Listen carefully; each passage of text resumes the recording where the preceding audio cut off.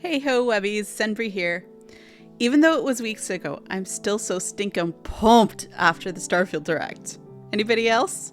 Well, after watching it for the upteenth time, as well as a bunch of other people's thoughts and analysis, I decided to make a hopefully short video on little things I noticed that I haven't heard anybody else talk about here on ye old YouTube, or not talk about in any depth anyway.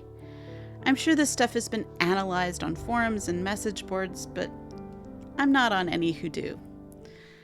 Most of this is educated speculation from an old gamer, a few questions, and one very minor complaint.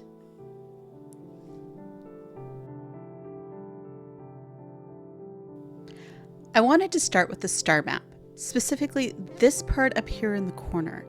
This is the coolest frickin' visualization of the solar system you're in. If you read from left to right, you're reading from the sun to the outer edge of the solar system. How do I know?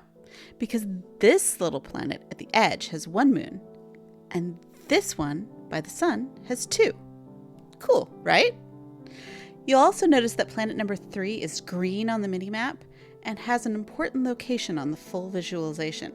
Planet number 4, meanwhile, has a triangle on the little map and an arrow on the big map to signify where you are. Now, Zembri, how do you know that? Well, in the clip where Mr. Howard talks about using your grav drive, you can see the same arrow traveling along the path to your new destination. This brings me to the jump map. Specifically, a few questions and some speculation on how this system's going to work. First, let's speculate. As we can see here, this trip will take 2 jumps and cover a distance of 29 light years. That's because our jump limit is 18, so we're going to have to use smaller hops to get to our destination. We can also see that we're using close to 57.5 units of our 100 units of fuel. So in the early game, I think we're essentially region locked when we start out. That is, until we can upgrade our engines and fuel tanks. The questions I have are thusly: how hard is it going to be to restock your fuel? I imagine it's going to be harder in some sort of survival mode, but is this going to be boring to micromanage?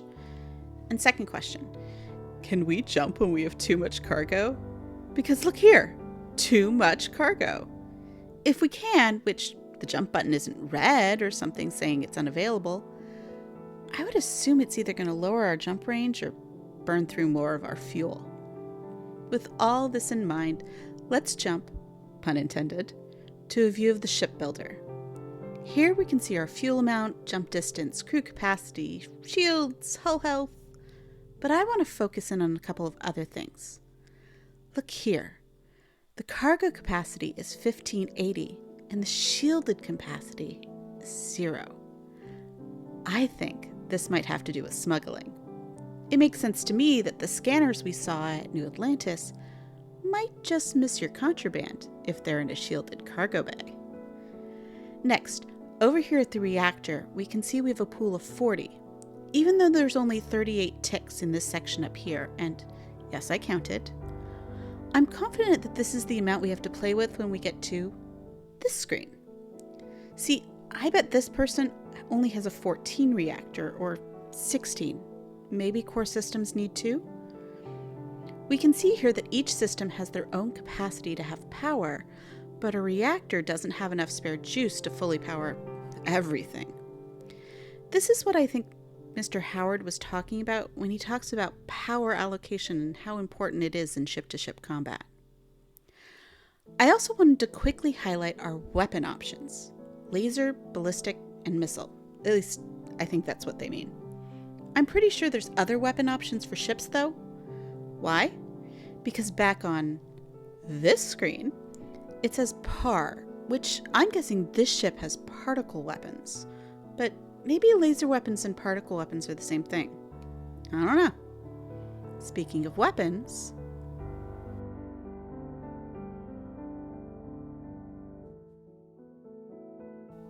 here we can see one of our absolutely beautifully rendered guns. It uses 11mm ammo, similar to a 45 Colt round. It has a magazine size of 36, does 38... Actually, this looks super familiar. This could be the stats for a gun from Fallout 4. I know. Shocking. The way the game shows data is the same as how they showed it in a past game. But I did want to point out something a little bit more interesting on the spacesuit. Spacesuits have two separate kinds of protection. The first is your weapon protection, whether that be physical, energy, or EM-style weapons. And the second type is your environmental protections. These include thermal, airborne, corrosive, or radiation. These are likely to be conditions on the various planets we land on that we have to be prepared for. So you might have a radiation planet suit and a thermal suit and so on. But we're back in the land of pure speculation here. Hey, can you do me a favor? Take a look at the symbols next to the environmental hazards, will ya? Because...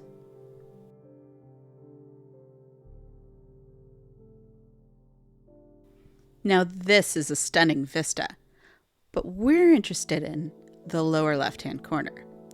If you take a look at the minimap here, you can tell that this planet has thermal and radiation hazards, judging from the color and probably higher rads than thermal. I actually love the minimap. I'm going to gush about it for a while. Can you tell I'm a sucker for a good data visualization? Not only does this one image tell us at a glance that it has thermal and radiation hazard, it tells us the planet name and, hey, what's that blue circle in the corner? Well, let's shift over to Nirvana too. We can see here more of those icons around our minimap. What do they mean? Okay, we're going to watch a small clip.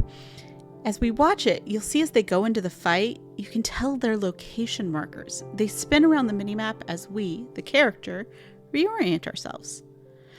I want to show you a few other cool things about the minimap. In this shot from Aquila, we're in a fight and we can see the enemies showing up as red pips that circle around just like the locations do in the last clip. You can also see this thick white line. It's down. That's your stamina bar. It's down because the character just sprinted. Again, pretty cool. I have to admit, I'm not 100% sure about the blue triangle. Is that a skull and crossbones? I'm thinking low levels of oxygen, but what do you think? Leave a comment down below if you agree, or maybe you have a better idea. This image also shows one tiny complaint I have from everything that we saw. The XP gain is right dag nab in the middle of the screen. Now I love me my XP as much as the next girl. But does it really need to pop up in the middle of my eyeline? I'm fighting ruffians here. Don't block my shot. Honestly though, it's a small thing and I'm fairly confident modders will fix it toot sweet. The game looks gorgeous. It has so many deep systems to dive into. And as I said at the top, I'm so excited for September 6th to get here so I can get that game in my hot little hands. Thank you so much for watching. If you liked the video, give it a like. And check out people like Gopher or Mr. Matty Plays, links are both below, for up-to-the-date news on Starfield and much, much better speculation than mine. Please remember to be kind and have a glorious day. Bye for now.